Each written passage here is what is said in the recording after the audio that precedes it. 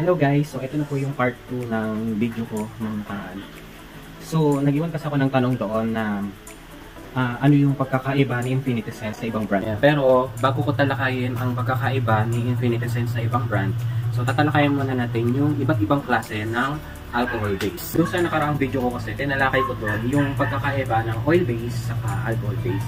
So, sinabi ko rin doon sa video na hindi basihan ang oil base or alcohol base para mag-long last ang isang perfume. Tumutukoy lang ito sa base na ginamit sa isang perfume. So, maliwanag na po tayo doon.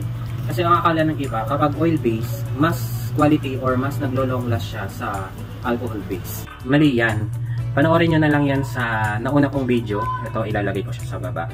So, panoorin nyo muna siya para mas maintindihan nyo itong video kong ito. So, balik tayo sa topic na iba't ibang klase ng alcohol base. Para malaman natin kung ano yung mas maglo-long last at sa hindi.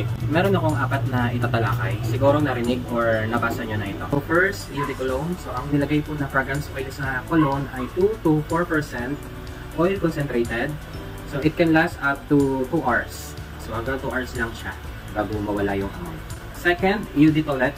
So ang nilagay na fragrance oil dyan ay 5 to 15% oil concentrated.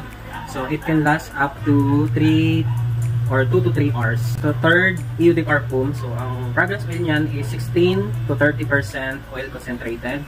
And then it can last up to 4 to 8 hours. And then last is extrait de parfum.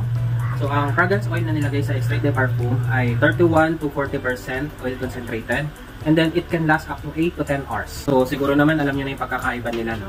So hindi porket alcohol base ay pare-pareho na. So magkakaiba siya sa percentage ng oil or ng fragrance oil na nilagay dun sa perfume. Kaya magkakaiba rin ang atake ng quality ng perfume. So saan kabilang si Infinity Sense? So before, kung mapapansin niyo yung mga packaging natin na nasa inyo, is eau de parfum po si Infinity Sense. So doon po siya kabilang. Kasi 30% oil concentrated po tayo. Pero ngayon, may bago po tayong idadagdag na ingredients, kaya mapapasama na siya sa extrait de parfum. So magiging 32% oil concentrated na po si Infinity Sense. So ipapaliwanag ko sa mga susunod kong video kung ano yung mga idinagdag nating ingredients at kung ano yung epekto nito dun sa sa perfume po natin. Pero baka maitanong ng iba na bakit yung iba kapag ginamit nila yung perfume naglo-long last sa kanila pero sa akin hindi. At bakit naman yung iba, ang pag inamoy ko yung perfume sa kanila, ang bango-bango pero yung ginamit ko yung scent na yon sa akin, hindi. So sa next video, tatalakayin natin yung iba pang mga dahilan kung bakit hindi naglo-long last at kung bakit pwedeng mag-iba yung quality sa atin. So mag-comment lang po kayo ng part 3. Nasagutin ko po yan.